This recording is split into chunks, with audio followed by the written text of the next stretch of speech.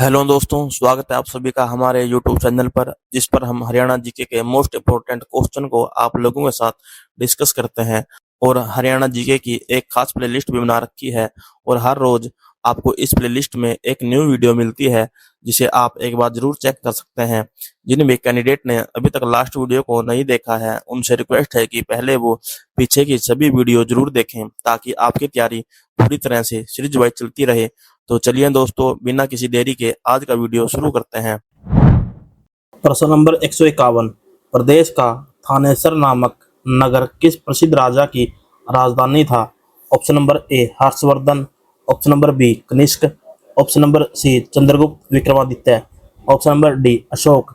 तो दोस्तों, इसका राइट आंसर है option number A Harshvardhan. Harshvardhan प्राचीन भारत के एक महान सम्राट थे, जिन्होंने 7वीं शताब्दी में उत्तर भारत पर शासन किया। उनका जन्म लगभग 590 ईस्वी में पुष्यभूति वंश में हुआ था और वे राजा प्रभाकर वर्धन के पुत्र थे। अपने भाई राज्यवर्धन की मृत्यु के बाद हर्षवर्धन ने सत्ता संभाली और लगभग 606 से 647 तक शासन किया। हर्षवर्धन ने थानेसर, जो कि अभी हरियाणा में पड़ता है, अपनी राजधानी बनाया और बाद में कन्नौज को अपने साम्राज्य की राजधानी बनाया। उन्होंने पंजाब, उत्तर प्रदेश, बंगाल, उड़ीसा, बिहार और मध्य प्रदेश के कुछ हिस्सों को मिलाकर एक शक्तिशाली साम्राज्य स्थापित किया। दक्षिण भारत के चालुक्य शक्ति पुलकेशिन द्वितीय के साथ युद्ध में उन्हें पराजय का सामना करना पड़ा। हर्ष एक कुशल प्रशासक, न्यायप्रिय राजा और विद्या और कला के महान संरक्षक थे।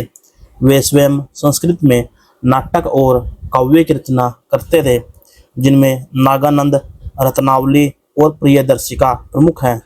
उनके शासनकाल में चीन के यात्री ह्वेनसांग ने भारत की यात्रा की और उनके शासन की प्रशंसा की।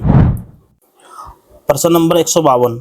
किस भरतवंशी शासक ने हरियाणा प्रदेश से अपना विजय अभियान शुरू किया था? Option number A Sudas, option number B Bhishma, option number C Bharat, option number D Arjun. तो दोस्तों, इसका राइट आंसर है ऑप्शन नंबर सी भरत। सम्राट भरत प्राचीन भारत के महानतम शासकों में से एक माने जाते हैं। वे राजा दुष्यंत और शकुंतला के पुत्र थे तथा चंद्रवंशी और कौरव वंश से संबंध रखते थे। सम्राट भरत का उनके पराक्रम, न्यायप्रियता, राष्ट्र की एकता के प्रतीक के रूप में जाना जाता है। उन्हीं के नाम पर हमारे देश का नाम भारत पड़ा, जो भारतीय संस्कृति और पहचान का मूल आधार है।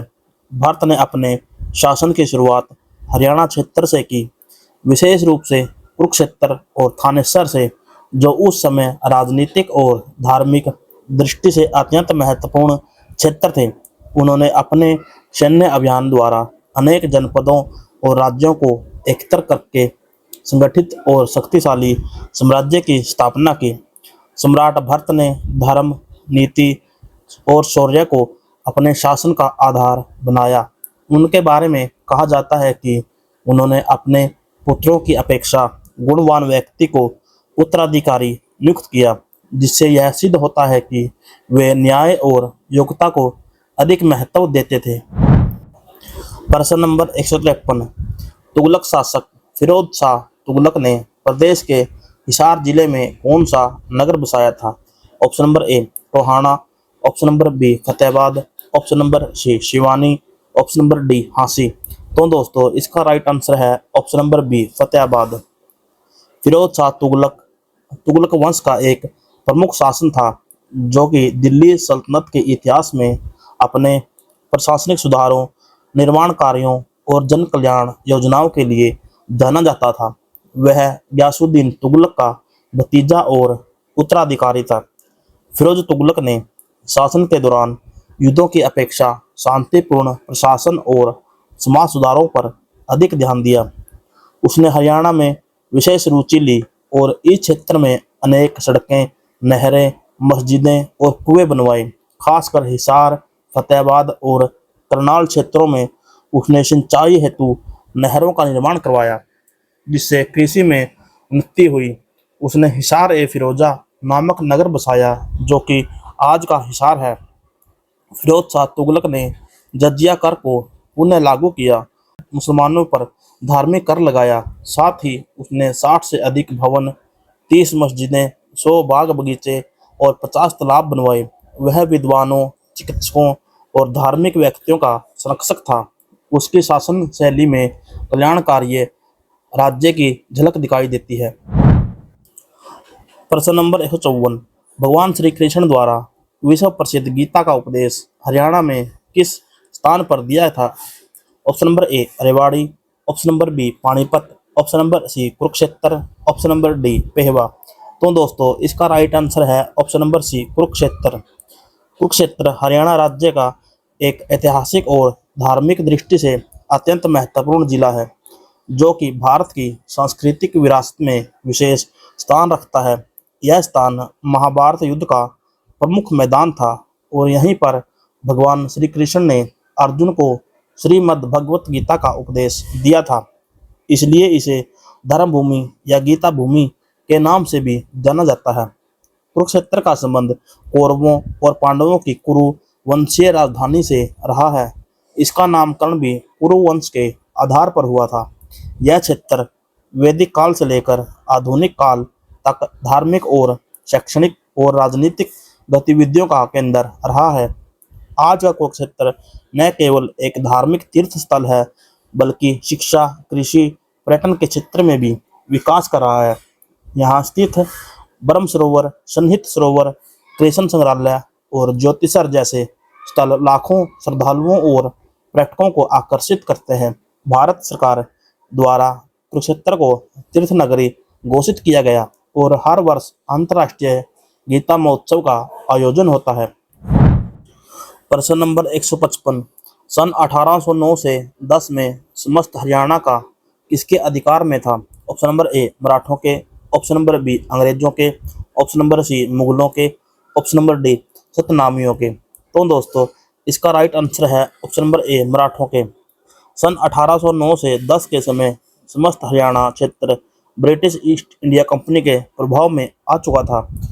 यह वह काल था जब भारत में विभिन्न रियासतों और मुगल साम्राज्यों की शक्ति क्षीण हो चुकी थी और अंग्रेज धीरे धीरे अपने साम्राज्य का विस्तार कर रहे थे।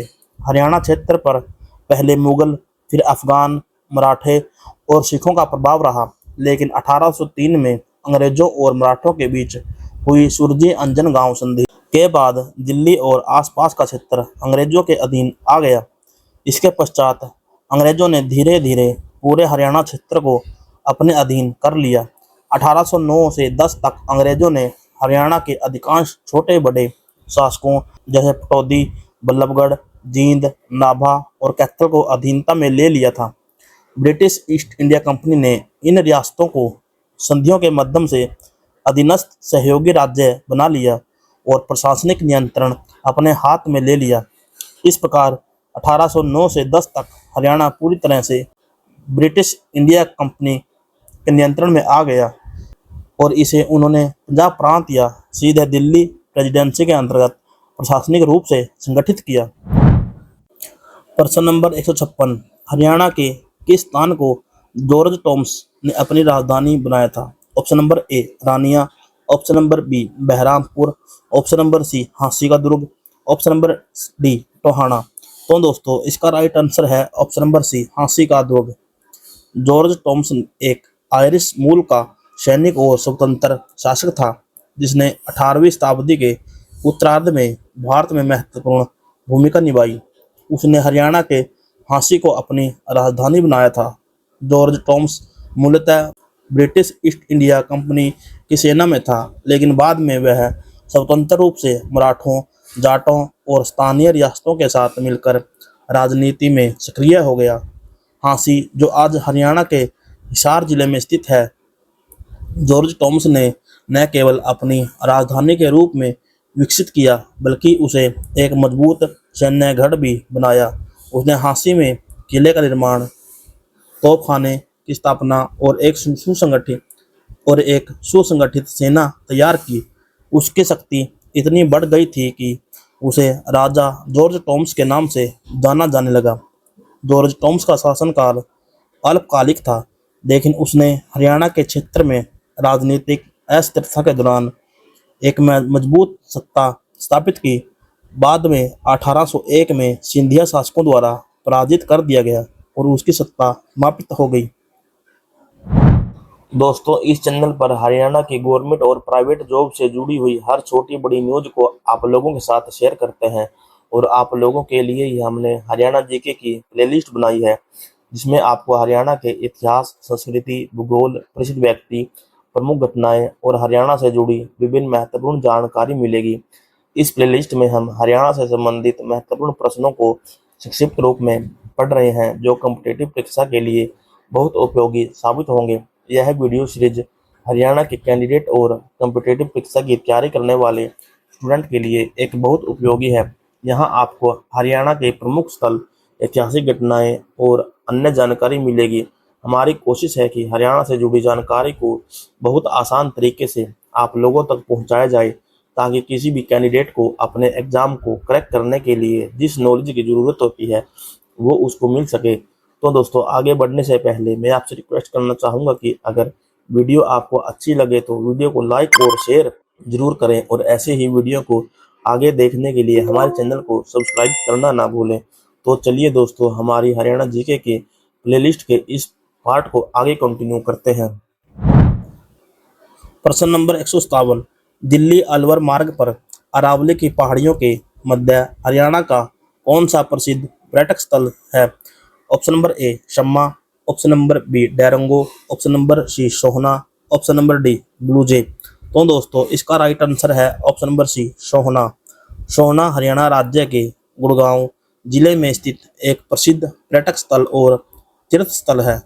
यह स्थान अरावली की पहाड़ियों की गोद में बसा हुआ है और अपनी गर्म जल के झरनों, हॉट वाटर स्प्रिंग्स, धार्मिक स्थलों और सुंदर प्राकृतिक दृश्यों के लिए प्रसिद्ध है। सोहना का नाम सोना, स्वर्ण शब्द से उत्पन्न हुआ है, क्योंकि कहा जाता है कि यहाँ की रेत में पहले सोने के कण मिलते थे। यह क्षेत्र ऐतिहासिक रूप से भी महत्वपूर्ण रहा है। प्राचीन समय में यह एक व्यापारिक मार्ग पर स्थित था। यहाँ का मुख्य आकर्षण गर्म पानी के झरने हैं, जिनके बारे में मान्यता है कि इनका जल चर्म रोगों के इलाज में लाभकारी होता है। इसके अलावा शिव मंदिर, बरगद का पेड़ और पास में स्थित दमदमा झील भी पर्यटकों को आकर्षित करते हैं। सोहना में हर वर्ष सोहना कार रैली और पर्यटन महोत्सव का आयोजन किया जाता है, जो पर्यटकों के लिए एक बड़ा आकर्षण होता है। प्रश्न नंबर 158, 12वीं शताब्दी में किस चौहान शासक ने हरियाणा के प्रदेश पर आक्रमण कर तोमरों को पराजित किया था? ऑप्शन नंबर ए विग्रहराज द्वितीय, option number B Vigraharaj 6, option number C Arnav Raja, option number D Prithviraj Chauhan. तो दोस्तों, इसका राइट आंसर है option number D Prithviraj Chauhan. Prithviraj Chauhan 1149 से 1192 तक मध्यकालीन भारत के एक महान हिंदू शासक थे, जो चौहान वंश से संबंधित थे। वे दिल्ली और अजमेर के राजा थे और उन्हें राजा भोज द्वितीय तथा राजा पृथ्वीराज तृतीय के नाम से भी जाना जाता था। उन्होंने भारतीय उपमहाद्वीप पर मुस्लिम आक्रमणों के विरोध अंतिम दृढ़ प्रतिरोध किया। उनका शासनकाल 12वीं शताब्दी में रहा और उन्होंने अपने शासनकाल में कई युद्ध लड़े। सबसे प्रसिद्ध युद्ध था तराइन का प्रथम युद्ध 1191 में लड़ा गया, जिसमें पृथ्वीराज चौहान ने मोहम्मद गौरी को पराजित किया। परंतु अगले ही वर्ष 1192 ईस्वी में तराइन का द्वितीय युद्ध हुआ, जिसमें पृथ्वीराज की पराजय हुई और उन्हें बंदी बनाकर मार दिया गया। पृथ्वीराज चौहान को वीरता, दया, न्यायप्रियता के लिए जाना जाता है। उनके जीवन पर आधारित पृथ्वीराज रासो नामक प्रसिद्ध काव्य रचना उनके राजकवि चंद्रप्रदायी ने लिखी थी। इस ग्रंथ में पृथ्वीराज को एक आदर्श योद्धा और राष्ट्रनायक के रूप में चित्रित किया गया है। उनकी मृत्यु के बाद उत्तरी भारत में मुस्लिम शासन का मार्ग प्रशस्त हुआ। पृथ्वीराज चौहान आज भी भारतीय इतिहास में वीरता और देशभक्ति के प्रतीक के रूप में स्मरण किए जाते हैं। प्रश्न नंबर 159, रोहतक में प्रमुख रूप से किस चीज़ की खेती की जाती है? ऑप्शन नंबर ए गेहूँ, ऑप्शन नंबर बी गन्ना, ऑप्शन नंबर सी ज्वार, ऑप्शन नंबर डी ये सभी। तो दोस्तों इसका राइट आंसर है ऑप्शन नंबर डी ये सभी। रोहतक हरियाणा राज्य का एक प्रमुख जिला और नगर है जो कि राज्य की ऐतिहासिक, शैक्षणिक, राजनीतिक और औद्योगिक दृष्टि से अत्यंत महत्वपूर्ण है। यह दिल्ली से लगभग 70 किलोमीटर पश्चिम में स्थित है और राष्ट्रीय राजधानी क्षेत्र एनसीआर का हिस्सा है। ऐतिहासिक रूप से रोहतक का उल्लेख महाभारत काल से मिलता है। कहा जाता है कि इसका नाम राजा रोहितास के नाम पर पड़ा। संस्कृत शब्द में रोहित कुल से उत्पन्न हुआ। यह क्षेत्र पहले पांडवों की राजधानी इंद्रप्रस्थ से जुड़ा हुआ था और विभिन्न शासकों के अधीन रहा, जैसे कि मौर्य, कुषाण, गुप्त, तुगलक व मुगल। आधुनिक काल में रोहतक को शैक्षणिक नगरी कहा जाता है। यहाँ स्थित महर्षि दयानंद विश्वविद्यालय, पंडित भगवत दयाल शर्मा स्वास्थ्य विज्ञान विश्वविद्यालय और कई अन्य संस्थान इसे उच्च शिक्षा का केंद्र बनाते हैं। राजनीतिक दृष्टि से भी रोहतक हरियाणा का प्रभावशाली क्षेत्र है। यहाँ से कई प्रमुख राजनेता निकल चुके हैं। यह शहर औद्योगिक विकास में अग्रणी है, विशेष रूप से कपड़ा, कृषि उपकरण और निर्माण सामग्री के क्षेत्र में। प्रश्न नंबर 160, बौद्ध काल के किन महाजनपदों में आधुनिक हरियाणा के भाग शामिल थे? ऑप्शन नंबर ए सूरसेन और Avanti, option number B Ashok औसत, ऑप्शन नंबर सी कौशल और वज्जी, ऑप्शन नंबर डी कुरु और पंचाल। तो दोस्तों इसका राइट आंसर है ऑप्शन नंबर डी कुरु और पंचाल। कुरु और पंचाल प्राचीन भारत की दो प्रमुख जनपद सभ्यताएं थी जिनका वर्णन वेदों, महाभारत, पुराणों में मिलता है। ये दोनों राज्य उत्तर भारत में स्थित थे और वैदिक काल में राजनीतिक, सामाजिक और सांस्कृतिक दृष्टि से अत्यंत महत्वपूर्ण थे। कुरु जनपद की राजधानी पहले हस्तिनापुर और बाद में इंद्रप्रस्थ बनी। यह जनपद गंगा यमुना दोआब में स्थित था और इसका संबंध महाभारत के प्रमुख पात्रों कौरवों और पांडवों से है। कुरु साम्राज्य ने वैदिक सभ्यता के प्रचार प्रसार में अहम भूमिका निभाई। यह क्षेत्र आज के हरियाणा, दिल्ली और पश्चिम उत्तर प्रदेश के कुछ हिस्सों में फैला हुआ था। पांचाल जनपद कुरु राज्य के पूर्व में स्थित था, जिसकी राजधानी कपिल्य और अहिच्छा थी। यह राज्य विशेष रूप से द्रौपदी के कारण प्रसिद्ध है, जो पंचाल नरेश द्रुपद की पुत्री थी। पंचाल क्षेत्र आधुनिक उत्तर प्रदेश के बरेली, बदायूं, फर्रुखाबाद आदि जिलों में फैला था। कुरु और पंचाल राज्यों के बीच राजनीतिक, वैवाहिक और सांस्कृतिक संबंध थे। इन दोनों का योगदान भारत की प्राचीन राजनीति, धर्म और साहित्य में अत्यंत महत्वपूर्ण रहा। ये महाभारत काल के केंद्रीय भूमि रहे। तो दोस्तों आज की वीडियो को हम यहीं पर समाप्त करते हैं और वीडियो अगर आपको अच्छी लगे तो इसे लाइक और शेयर जरूर करें और ऐसी ही वीडियो को आगे देखने के लिए हमारे चैनल को सब्सक्राइब जरूर करें।